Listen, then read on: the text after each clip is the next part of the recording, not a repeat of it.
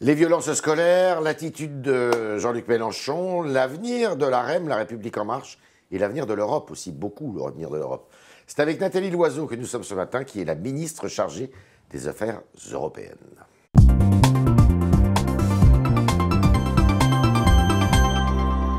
Bonjour Nathalie Loiseau. Bonjour.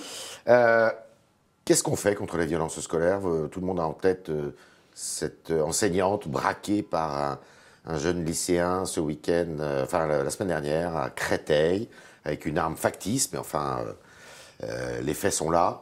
La réaction était ferme, garde à vue, poursuite judiciaire, mais comment on fait pour lutter sanctions contre ça? Disciplinaires aussi. D'abord, on marque le coup, on ne banalise pas. Ensuite, on installe des portiques à l'entrée des écoles. Alors moi j'ai vécu 5 ans aux États-Unis, oui. C'est pas ça que j'ai envie de voir dans mon pays, parce que c'est pas notre façon d'être, et ça correspond pas à la réalité. Il n'y a pas des armes dans tous les lycées de France, Dieu merci. Vidéosurveillance. Je pense surtout responsabilisation des parents. Le garçon mis en cause à 16 ans. Les parents sont souvent dépassés par leurs enfants, vous savez. Écoutez, c'est jamais facile d'avoir des enfants, c'est un métier qu'on n'apprend pas. Mais quand on est responsable légal, ça a un sens. Ça signifie que ce dialogue exigeant avec les parents, on doit l'avoir. Depuis trop longtemps, les parents, d'une manière générale, sont devenus des consommateurs de l'école. J'aime, j'aime pas. Il faut qu'ils s'impliquent plus dans la vie de l'école. Non, mais on apprend le respect. Aujourd'hui, on est dans une civilisation du rejet. On critique la violence des réseaux sociaux, on la connaît, la violence des politiques, parfois, on en parlera peut-être. Tout ça, il faut y mettre fin. Il faut revenir dans une solution, dans une civilisation du respect de l'autre. Ça commence à l'école. Ça se fait pas en un jour, ça. Ça se fait pas en un jour. Je vous dis pas que tout va se régler en. Donc matériellement, vous installez rien de plus dans les établissements scolaires? Je pense qu'il faut venir en soutien aux professeurs. Je pense qu'il faut peut-être davantage de surveillants dans certains lieux où c'est nécessaire, et qu'il faut impérativement que la communauté éducative, qui implique les parents, fasse en sorte que ces parents ils soient mis devant leurs responsabilités. On n'envoie pas ses enfants n'importe comment. Il y a aujourd'hui une logique de consommation de l'école à laquelle il faut mettre fin. Jean-Luc Mélenchon, vous parliez de violence. Oui. Une attitude assez violente contre les médias, contre la justice. Contre la justice, contre la police, contre les médias, jusqu'où est-ce que ça ira. Contre le pouvoir, même exécutif. Ça, écoutez, c'est un opposant, on ne va pas lui demander d'être d'accord avec nous. Est-ce qu'il faut le sanctionner? Valérie Pécresse, ce week-end, disait il faut le sanctionner. Je pense qu'il se sanctionne tout seul. Je pense que tout le monde a été effaré des propos qui ont été tenus, qui ne sont pas ceux d'un représentant de la nation, je suis désolée. Je parlais de cette société du rejet qui devrait devenir une société du respect. C'est certainement très désagréable, une perquisition. Personne n'en doute, personne ne dit le contraire. Ceci étant, il n'est pas le premier homme politique à y faire face, et c'est quand même sur la base de soupçons sur l'utilisation de l'argent du... Est-ce qu'il s'est discrédité? Je pense qu'il s'est fait du mal, en tout cas. Alors, vous avez un mouvement auquel vous appartenez, le mouvement de la République En Marche, qui a bien du mal à exister quand même, qui a perdu son délégué général, on va en parler, son délégué général qui était M. Christophe Castaner, qui est devenu ministre de l'Intérieur. Qui souhaitez-vous pour diriger ce mouvement? Alors d'abord, la République En Marche, 400 000 membres, tous les autres mouvements politiques en France aimeraient avoir les mêmes difficultés que nous. D'accord. C'est un parti ou un mouvement? C'est un mouvement qui a 30 mois, qui en 30 mois a porté au pouvoir un président de la République, une majorité forte à l'Assemblée nationale, et dont le délégué général devient ministre de l'Intérieur. Tout le monde aimerait avoir les mêmes soucis que nous. Quelqu'un qui rassemble, quelqu'un qui... Une femme? Une femme ou un homme, quelqu'un qui a du talent, quelqu'un qui en a envie. Marlène Schiappa, ça vous Écoutez, on va voir qui est candidat. Elle a dit qu'elle y réfléchissait. J'ai beaucoup d'amitié pour Marlène Schiappa. Elle a beaucoup d'énergie, elle a beaucoup de talent. Je pense qu'aujourd'hui, il faut... C'est une des révélations de votre mouvement? Ah oui, bien sûr. Oui. Je pense qu'aujourd'hui, il faut être capable de structurer le mouvement, il faut avoir milité dedans, il faut être capable de porter les comités locaux, parce que c'est une chose d'amener un candidat à devenir président de la République, c'est autre chose de vivre dans la durée. Il faut avoir vraiment envie de le faire. Si elle se présente, vous votez pour elle? Je n'ai pas dit encore pour qui je voterai. J'attends de voir qui est vraiment candidat. Il y a d'autres personnes qui ont montré leur intérêt aussi, qui ont aussi commencé depuis le début. Je crois que c'est important, parce que les militants ont besoin de sentir quelqu'un qui a porté cette histoire. Vous avez du mal à exister quand même, le mouvement en dehors d'Emmanuel Macron. Écoutez, comme tous les mouvements qui sont arrivés au pouvoir, dont le président est issu, dont la majorité est issue, La personne de tête, c'est Emmanuel Macron, évidemment. Et puis c'est le gouvernement. Mais je ne dirais pas que ça a du mal à exister. Vous êtes active, vous, à l'intérieur de ce mouvement ? À chaque fois que... Je suis active à 2 niveaux. D'abord, chaque fois que je vais sur le terrain, j'ai une partie privée, en dehors de ma partie ministérielle, qui consiste à aller voir les marcheurs, à échanger avec eux. Ça m'apporte beaucoup. J'espère que ça leur apporte quelque chose. Et je suis au bureau exécutif avec les ministres En Marche et on prépare les européennes. D'accord, on va en parler des européennes. On sent qu'il y a un vent de fronde quand même à l'intérieur de cette majorité présidentielle. On l'a vu à l'occasion de quelques textes dans le cadre du projet de loi de finances, et notamment de cet amendement qui consiste à accorder un crédit d'impôt à des personnes qui accueillent des migrants. Ça vous a surpris ? Écoutez, ça ne me surprend pas. C'était contre l'avis du gouvernement. Mais bien sûr, mais c'est normal. Si tout le monde votait sans aucun amendement, on dirait que c'est un parti godillot. C'est un parti riche, une majorité large, avec des sensibilités. Il y a une fronde ou pas ? Non, il n'y a pas de fronde. Il y a des sensibilités qu'on écoute. Moi, je suis très attentive à la sensibilité écologiste, par exemple, parce que je la trouve très juste. Je suis très attentive à la sensibilité autour de la question migratoire, parce que je la crois très forte, très juste aussi. Tout ça, ça fait un mouvement qui porte une politique. Il n'y a pas eu Vous êtes pour cet amendement ? Il n'y a pas eu un texte qui a eu du mal à être voté. Vous êtes pour cet amendement ? Je pense qu'il faut faire en sorte que les collectivités qui accueillent des migrants soient accompagnées. Mais les je le porte au niveau européen, par exemple. Bien sûr. Parce que c'est essentiel. Après, savoir comment est-ce qu'on traite l'accompagnement des migrants, on est dans les particuliers, ça se discute. Je pense qu'on doit avoir ce débat. Est-ce que c'est à travers de la loi de finances ? En justice, c'est les particuliers. Mais personne ne le fait. En revanche, ceux qui aident les passeurs, oui. Parce qu'aujourd'hui, le trafic d'êtres humains est un des trafics illicites les plus lucratifs au monde. Comment vous jugez M. Salvini, qui ce week-end a refusé de reprendre des migrants qui étaient passés par l'Italie ? Écoutez, M. Salvini fait des déclarations, mais la réalité sur le terrain, elle est très différente de ces déclarations. La réalité, c'est qu'il y a une coopération entre la police française et la police italienne. Et elle existe vraiment ? Que cette coopération existe. Au titre des accords de Dublin, non, au titre des accords de Chambéry, qui datent de 1997. C'est une coopération bilatérale qui fonctionne bien. Alors évidemment, elle a des ratés. Quand des sans-papiers arrivent en France, c'est qu'il y a eu un raté côté italien. Dans ces cas-là, on les reconduit à la frontière, on prévient toujours les autorités italiennes, elles sont au courant, elles le savent, et cette coopération est fluide. Si M. Salvini veut que je lui envoie une copie de l'accord de Chambéry, je le ferai avec plaisir. M. Salvini fait plus de bruit qu'il n'agit, d'après vous ? Écoutez, pour moi, un homme qui parle fort, ça n'est pas forcément un homme fort. Un homme qui s'agite, ça n'est pas forcément un homme qui agit. C'est valable aussi pour Mélenchon ?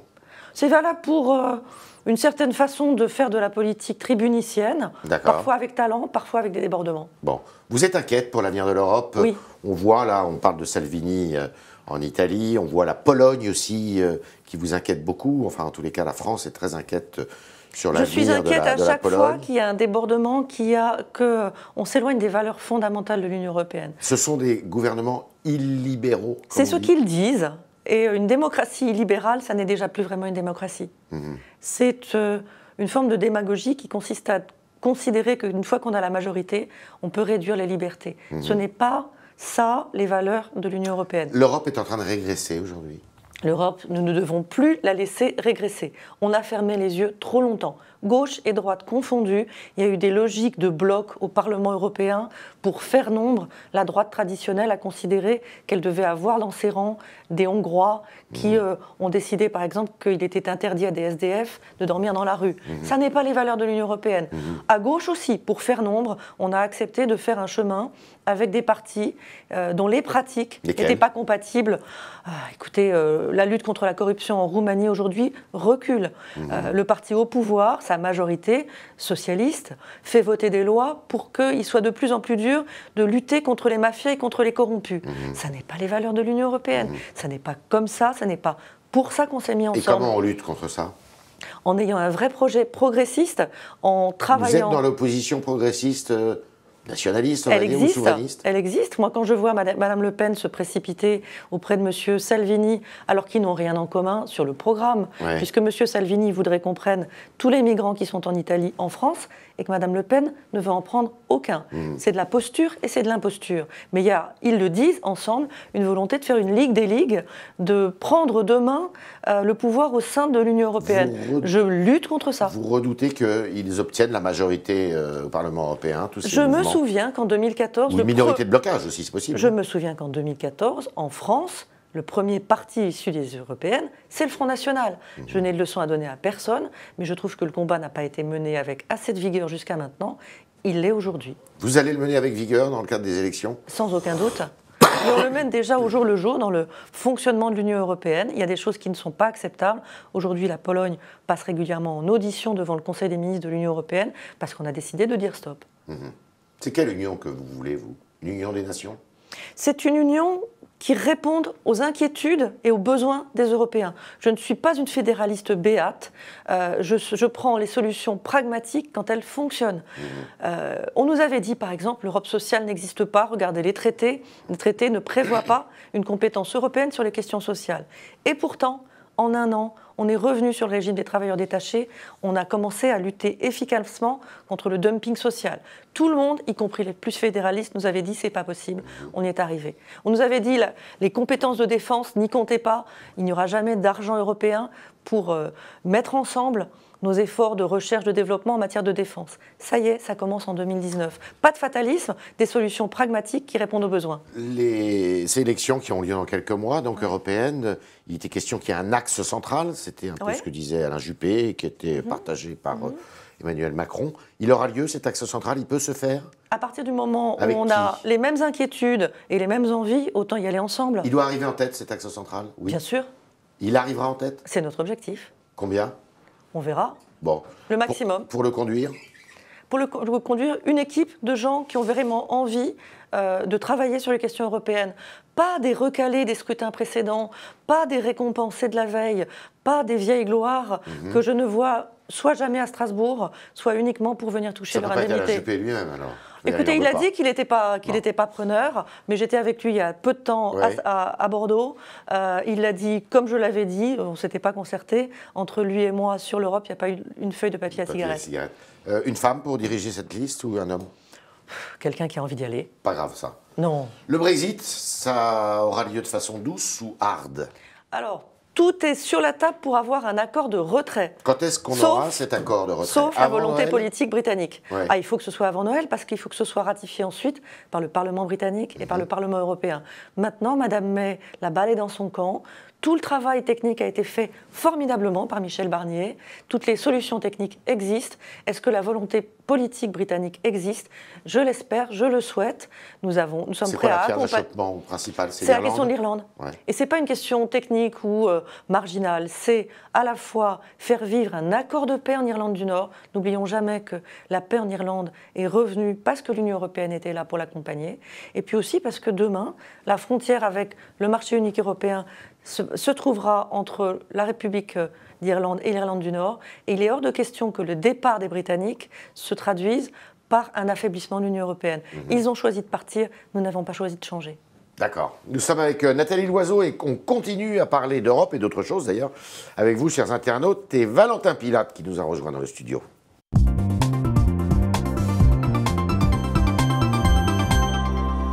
Bonjour Valentin. Bonjour Yves, Nathalie Loiseau, bonjour. Bonjour. Alors un premier commentaire de Le Cime, je le cite, « Il faut immédiatement mettre fin à l'accueil de réfugiés, il les met entre guillemets, car c'est un appel d'air, selon lui, il faut fermer nos frontières, et c'est pour ces raisons que je voterai pour une liste nationaliste et populiste aux prochaines élections européennes. » C'est son commentaire, qu'avez-vous à lui répondre? Ils sont nombreux comme ça. Hein. L'Europe n'est pas une passoire. Depuis l'année dernière, on a divisé par presque 10 le nombre d'arrivées en Méditerranée centrale. Ça veut dire que l'Europe a su réagir, mais je ne suis pas d'accord avec ce commentaire, parce que les réfugiés, ceux qui fuient la guerre, ceux qui fuient la persécution, c'est notre devoir, c'est notre grandeur de les accueillir. En nombre limité, ceux-là, ils sont minoritaires par rapport. Ils ont été très nombreux en 2015, ils arrivaient de Syrie et d'Irak. Aujourd'hui, l'essentiel des arrivées, ce sont des migrants économiques illégaux. Il faut les raccompagner dignement et avoir pour eux des projets de vie et des projets de développement en Afrique subsaharienne. Essentiellement, c'est ce que nous faisons. Ah bon? Comment vous faites ça? Vous avez augmenté le budget un petit peu, sensiblement. Beaucoup, et on va l'augmenter encore davantage. On est loin de 0,7% du PIB quand même. Hein. On arrive à 0,55, c'était notre engagement national, c'est aussi l'engagement au niveau de l'Union européenne, et mieux coordonner cette aide, la diriger vers de la formation, de l'investissement, des emplois en Afrique. Alors justement, parlons-en, il y a le commentaire, c'est son pseudo sur le Figaro.fr. Il nous dit pourquoi les immigrés non acceptés ne sont-ils pas tous renvoyés chez eux? Il parle de 5% qui le sont vraiment, vous confirmez? Il faut faire davantage. Comment on fait matériellement? D'abord, matériellement... les pilotes de ligne ne veulent pas s'embarrasser, justement, c'est eux qui sont mettre à bord. Hein. Alors, matériellement, on fait en sorte que ce soit l'Union européenne qui le fasse elle-même. Une des tâches de Frontex, cette agence européenne des gardes-côtes et des gardes-frontières, qu'on va passer en 2 ans de 300 personnes à 10 000. C'est quand même un changement d'échelle considérable. C'est d'organiser les retours avec des moyens européens, avec une solidarité européenne. Les pays qui ne sont pas solidaires pour accueillir des demandeurs d'asile, ils doivent l'être pour mettre à disposition des moyens matériels, des moyens humains. C'est ce que vous demandez à l'Europe centrale, notamment ? C'est évidemment ce qu'on demande à l'Europe centrale. Et qu'elle refuse ? Pas du tout. Non, la conversation là-dessus avance et la solidarité est obligatoire. Les modalités de cette solidarité sont variables selon les pays. Alors toujours sur l'Europe, une question de Farouk. Beaucoup de pays de l'Union européenne ont basculé très à droite. Est-ce que cela vous inquiète ? Bien sûr, mais ça n'est pas une fatalité. Je regarde ce qui s'est passé, par exemple, aux dernières élections en Belgique, au Luxembourg, en Bavière. Ce que je vois monter aussi, c'est une montée des écologistes, parce que parmi les préoccupations... Ça, c'est la Bavière, ça. Pas seulement, partout en Europe, parmi les préoccupations justifiées de tous les Européens, il y a le défi environnemental, il y a le défi du changement climatique, il faut y répondre. Ils ont raison, c'est à l'échelle européenne qu'on peut y répondre. Alors concernant le Brexit, j'ai eu un commentaire intéressant de Daniel. Selon lui, il n'y a rien à espérer de la Grande-Bretagne qui, au final, selon lui, bénéficie d'un tas d'exceptions. Alors, dans l'Union européenne ou dehors, pour lui, c'est pareil. Ça n'est pas la même chose, ça sera moins bien avec un Royaume-Uni sorti de l'Union européenne qu'à l'intérieur de l'Union européenne. Ça sera moins bien pour nous, ça sera beaucoup moins bien pour eux. Ils ont plus à perdre que nous ? Bien sûr, mais c'est leur décision, donc nous la respectons, mais nous la regrettons. C'est imaginable aujourd'hui qu'on puisse refaire un référendum. Beaucoup le demandent en Grande-Bretagne. Alors, il y a eu une manifestation monstre samedi à Londres, touchante. Moi, ça me parle de voir ces milliers, ces dizaines de milliers de drapeaux européens à Londres. Regardons-le nous aussi. Aujourd'hui, il y a beaucoup de Britanniques qui voient ce qu'ils perdront le jour où ils quitteront l'Union européenne. Ceci étant, il y a eu une décision démocratique du peuple britannique qui est de quitter l'Union européenne. Je la respecte. Mon souci, mon travail, c'est de faire en sorte que ça se passe de manière ordonnée et que ça ne porte pas préjudice aux citoyens européens. Il y a un dernier commentaire de Fetty qui nous regarde actuellement sur Facebook. Selon lui, on sait très bien que l'économie de l'Europe est concentrée sur les matières premières de l'Afrique. Il aimerait savoir ce que vous pensez donc, du coup de la situation économique de ces pays. Il parle du chômage, de la pauvreté dans ces pays. Autrement dit, ce qui cache derrière sa question, c'est est-ce qu'on n'exploite pas plus ou moins leurs matières premières ? Alors on a des accords avec les pays africains qui sont des accords de partenariat, qui sont des accords aussi d'accès privilégié aux marchés européens. Il ne faut pas l'oublier, ce sont les accords qu'on appelle les accords de Cotonou. On ne peut pas reprocher, 60 ans après les indépendances, à l'Europe d'être responsable des difficultés connues par l'Afrique, ni d'être à l'origine des succès de l'Afrique, parce qu'il y en a aussi. Donc ils sont d'abord maîtres chez eux ? Ils sont évidemment maîtres chez eux et on est là pour avoir un partenariat. Tout ce qui se passe de bien pour l'Afrique sera positif pour l'Europe. Tout ce qui se passe de mal a des répercussions chez nous. Le président de la Commission a parlé d'une nouvelle alliance entre l'Afrique et l'Europe. Il a raison. D'accord. Alors je m'adresse à l'ancienne responsable de l'ENA, une école qui traverse des difficultés aujourd'hui. Elles étaient prévisibles. Vous vous sentez comptable de ces problèmes ? Ces difficultés, je les connais parce que je les ai vécues. On a augmenté dans le mandat précédent les missions de l'école. Financières, il faut ajouter. Oui, ce sont des difficultés financières. Dans le mandat précédent, on a considérablement augmenté ce qu'on demandait à l'école, ses missions, et on a diminué ses moyens. Il y a un moment où les deux ne sont pas tenables. Moi, j'avais augmenté les ressources propres. J'étais allée chercher des marchés à l'international, en Europe, tiens, justement, et puis en matière de formation continue. Si la logique n'est plus celle-là, eh ben, il faut diminuer les missions. Mais on ne peut pas demander tout et le contraire de tout à un établissement public. C'est comme une entreprise. Il faut conserver l'installation à Strasbourg ? Écoutez, en tout cas, si on veut qu'il y ait 2 installations, c'est ce que les gouvernements successifs ont demandé à l'école, Strasbourg et Paris, il faut en payer le prix. Ça coûte cher ? Ça coûte 1,5 million par an. Très bien. On était avec Nathalie Loiseau, qu'on remercie pour toutes ces réponses et tous ces éclairages. Merci beaucoup, Madame la Ministre. Et merci à vous, chers internautes, qui êtes toujours fidèles au rendez-vous. Merci Valentin. Merci à tous. Et à demain, si vous le voulez bien.